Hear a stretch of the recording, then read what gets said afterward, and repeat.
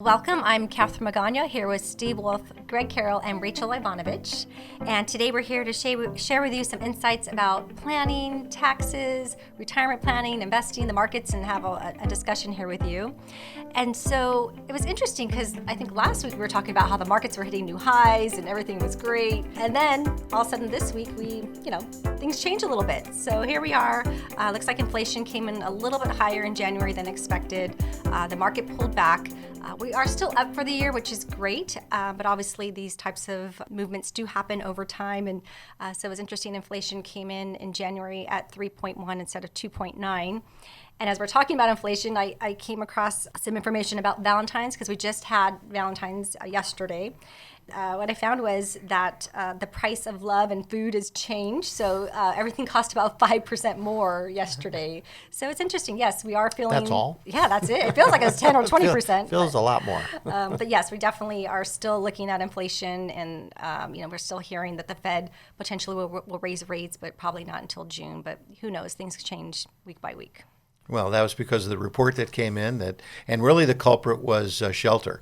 Housing prices still have not come down. They're still going up, and that's the main reason why that figure was the way it was. In general, I think that prices are finally slowing down.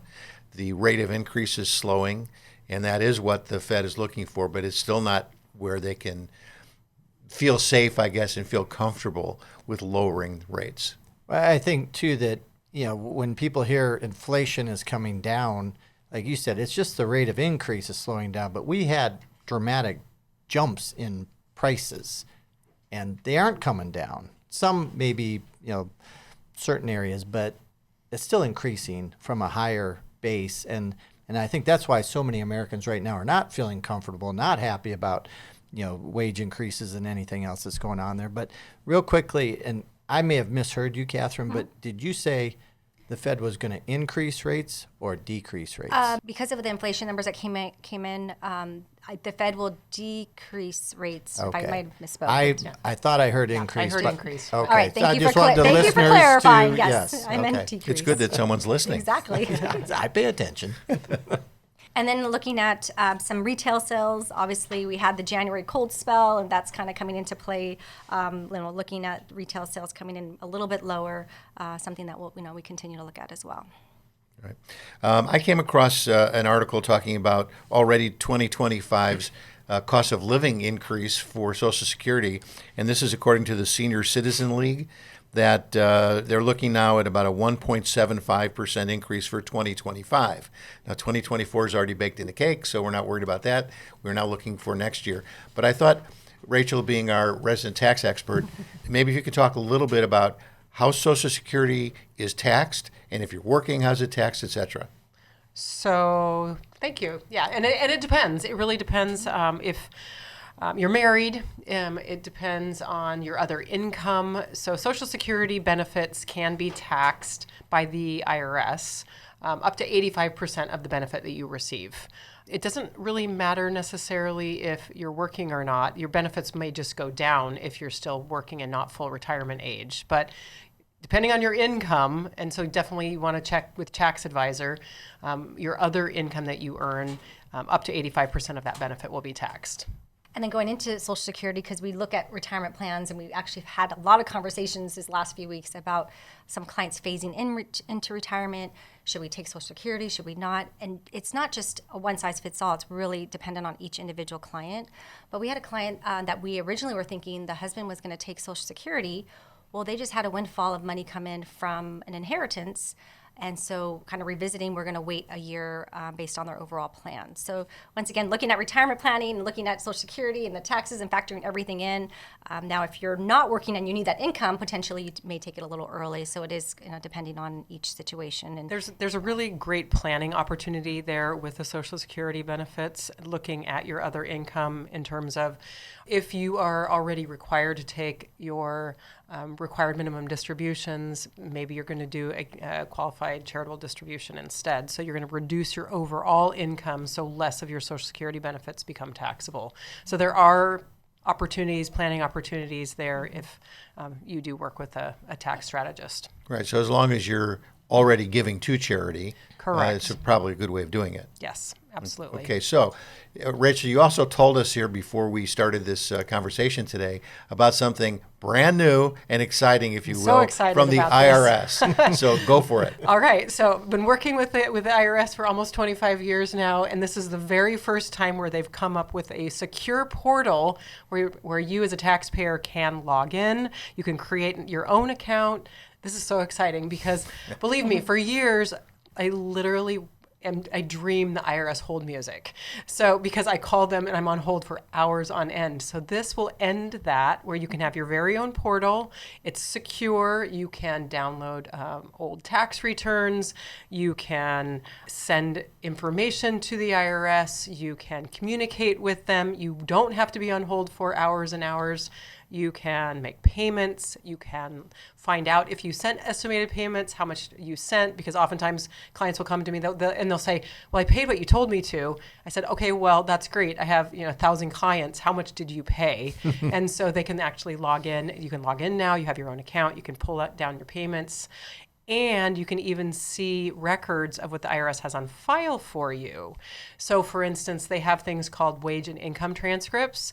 So for every tax period, tax year, because most people are calendar-based taxpayers, you can actually pull a report that shows your W-2 wages, the interest income that you've received, any dividends, are they qualified or not, any capital gains, if you sold a house, it will have sales proceeds. I mean, this is really exciting stuff. If you have a mortgage, the mortgage interest. So this is a great thing. It is new. So go online. You can set up your own account. You will have to have an ID.me verification, verifying your identity, but it is a very secure way to pull tax information. You were also saying that, for instance, if the children do something for their parents, that they Correct. can do it, but there's qualification there, correct? Yes. So what you're referring to is a durable power of attorney. So oftentimes I'll have an adult client come in and their parent is aging and they will be taking care. I'll be doing mom's taxes this year is what they'll say, but mom doesn't know where her Social Security statement is or 1099. You do have to have a durable power of attorney. An estate planning attorney can help you with that. You upload that to the IRS. You can do that in the portal. Very exciting with Form 2848. And then that will guarantee that you can access your aging parents' I tax have a information. quick question on the ID.me Yes. account. Do you two have one? I do. Catherine, Yes. Steve? Okay. Yes. I have the tax when you can log in to see your tax, but this new portal. But this ID.me It's an ID verification. So, for instance, if you register your car with the California DMV, Oh, you had that, to yes. set that Okay. up. Okay, So yeah. oftentimes, I didn't even know that I had an ID.me account, and then I realized, oh wait, I do have one. So you may already have one and not know it. Got it. That's Right. by me. So just hit and- forgot password because you Yes. forgot you had in And the then first as you're place. talking about taxes, right now we're in the middle of February. Now 1099s, everything should be out now. You can get it Correct. on Schwab for our clients.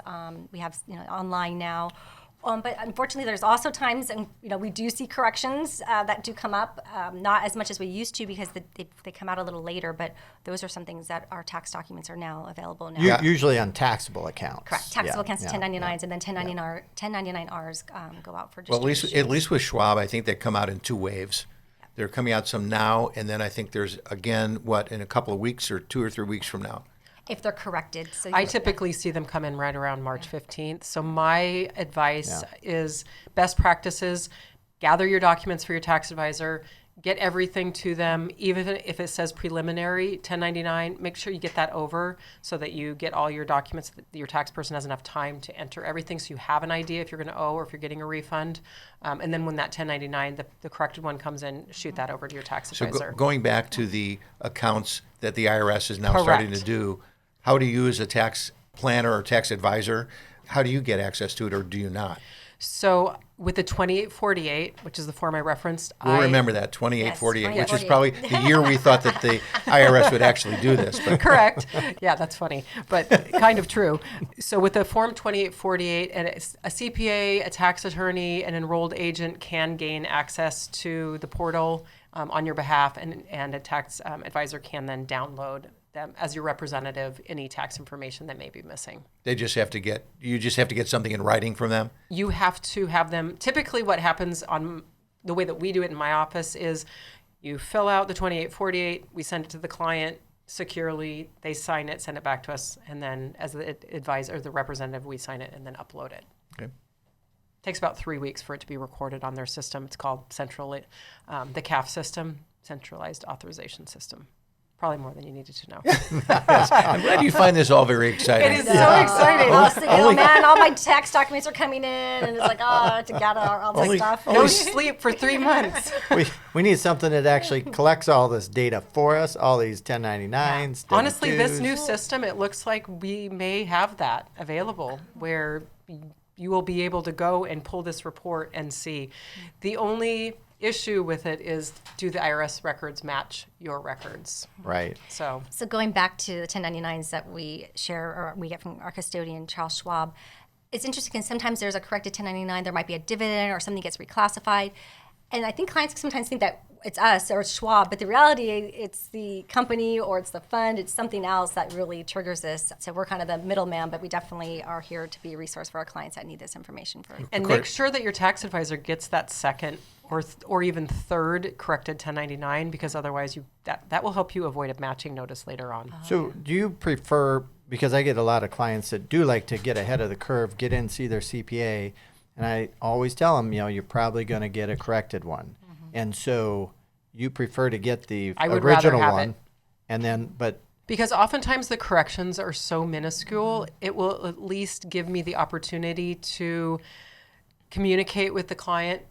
Honestly, one of the worst parts of the job is to call a client on April 14th and say, you owe $70,000. Sure. Because we've planned ahead. They've paid in amounts to cover their safe harbor, so there are no penalties, but they know they're going to owe in April. And so I say, keep the money invested. Let's wait until but I'd like to call, let's say, mid-March and let them know you're going to need to move money in a couple of weeks. Of course, if they know that they're going to need money, meaning keep it invested means like a money market. Yes. Yeah, exactly. Don't put it in some technology stock. But they still panic if you call April 14th. It's not a fun conversation generally. All right. Well, I'm glad we're all getting ready for tax season. You're welcome. And only a CPA or enrolled agent would be excited about all of that. I did think it was funny, too, that the IRS considers us customers. That's true. Yes. I don't know of any other business where you can force the customer to buy your service. But anyway, I also read something this week about how defined contribution plans may be changing the alternative landscape. Alternative investments have been becoming more popular recently. So I'm going to ask Greg if he'll talk a little bit more about the alternative investments. Yeah, so alternative investments are really something other than your typical stocks and bonds or mutual funds that pool those types of investments together. I believe most mutual funds and ETFs are under the 1940 Security Act, which is kind of like your 2048 fund. People are formed. 2848. 2848, Yes. There we go. But alternative investments are like real estate, private credit, where you're not buying a bond out in the marketplace. There's actually more direct lending. There's structured investments that you can pool together with other clients. But common denominator there is that they're not as liquid as your stocks, bonds, mutual funds that are normally found in your 401ks and a lot of investment accounts. So there's a lot of different areas in those subcategories I just mentioned. So it's something that if you're interested in, obviously, talk to your financial advisor. It's interesting because alternative investments, typically you think about, higher income or higher net worth because of some of the illiquidity with these investments. So once again, it's interesting to see that they're bringing this to the mainstream or average investor, which it's great to give them access, but once again, really looking at overall what's the risk and what fits for them. Right. Well, in the past, you had a lot of defined benefit plans, and those are kind of going by the wayside. Defined contribution plans like 401ks are more likely to be something that you'd invest in. And what they're trying to do is get some of these previously only available to really high net worth individuals into these types of plans so that the average person can take advantage of them. And in many cases, the income is higher for some of these. And, but as you said, they're illiquid. So you have to be a little bit careful with that. But I think it's an interesting sign that the government is saying, hey, why is it just people who have lots of money can do this? Why not the average person? And in a 401k, generally speaking, especially if it's a pooled 401k, there's a lot of money in there. And I think it's, it wasn't initially set up just for the, quote, wealthy. The reason the wealthy can do it is because they have a lot more assets and they can afford to take, 3, 5, 10-year time frames to have these investments go through their process and come to fruition to get that higher rate of return. Right, So, but by law, unless you were a high net worth individual, you were not eligible to buy these things. I think it was really to protect less wealthy, because if they put too much of their net worth into one of these investments and then they have a tragedy or something, they need a big chunk of money and they can't get it out. So I think it was really to protect them. But I noticed they are bringing minimums down. You can get into them with a lot less assets and a little bit more liquidity on certain products. Yeah, we've seen some with as little as, and it sounds like a lot to some people, as little as $50,000. And I don't know. There's probably some with less than that now. I don't know, but for sure we've seen 50,000. It used to be, million at one point, and then $500,000, then 100,000. I mean, it keeps coming down as they become more common. And I recently been working with a private credit product out there, and the minimum is only $2,500. Yet you have to be an accredited investor, meaning you have to have $250,000 income for like 3 years, or you have to have $1 million of investable assets, and yet you can get in with $2,500. Kind of odd, but it's there. And we don't know really if they're a good bet or not. And speaking of bets, Yes, so we were chatting about the Super Bowl was this last weekend, and we kept hearing about all these little bets going on. I know there was FanDuel betting was available, the sports betting was explosive, and we were just saying that it wasn't just about the game anymore. It was about, is Taylor Swift, how many times is she on the screen? by the way, the over-under on that was 6. Okay. I counted 10, and I took the over. Okay. And which song is Usher going to play? It was just kind of interesting. It's not just sports like it used to be, just, who's going to get touchdown, who's going to win the game, or... Well, these types of bets have been there for a long time, actually. And, bets, who's going to win the coin toss? Yeah. Who's going to score the first touchdown? Who's going to have the first? I mean, these are crazy. But if my memory serves me right, I read an article, and I think it said that there was something like $115,000 per second was being bet on the Super Bowl. Wow. I think that's right. I'll go back and take a look, but I'm pretty sure that was the number. That's a lot of money. It is. And then, as we're phasing in from February to March, now we have March Madness coming in, so we'll see how that goes. I know Steve is a big March Madness buff here. Yeah, but I won't be betting $115,000 per minute, exactly. or maybe in my lifetime. So, but or per second. I mean, it was an incredible number, and that is really the reason why the NFL is so popular on television. It's betting, and there was a time when you couldn't bet on games, especially in Las Vegas. Matter of fact, it was forbidden to bet on games in Las Vegas. Now you've got the Super Bowl in Las Vegas, and they're betting in Las Vegas. So things are changing rapidly.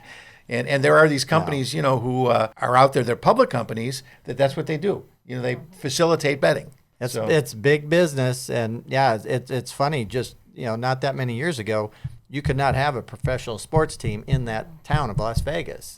And now they've got, the world champion hockey team. They got an NFL team. They're coming with the Oakland A's are moving there. Possibly. They're knocking down the Tropicana to build the stadium. Yeah, there's still some back and forth negotiating going on there. So it looks like they're going to go, but it's possible they might not. But I think it's more possible that they will. You want to bet on it? Greg. Anyway, it's a good bet that we will be here next week. Yes. And I think that wraps it up for this week. So thanks again for listening. Thank you. Thank you. Please stay tuned for important regulatory disclosures. The opinions expressed in this program are for general informational purposes only and are not intended to provide specific advice or recommendations for any individual or on any specific security. It is only intended to provide education about the financial industry.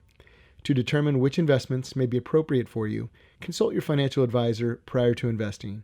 Any past performance discussed during this program is no guarantee of future results. Any indices referenced for comparison are unmanaged and cannot be invested into directly. As always, please remember investing involves risk and possible loss of principal capital. Please seek advice from a licensed professional. Wolf Weezy Magana, LLC, doing business as WWM Financial, Savvy Doc Financial Planners, and Savvy Woman Wealth Management, is a registered investment advisor with the SEC.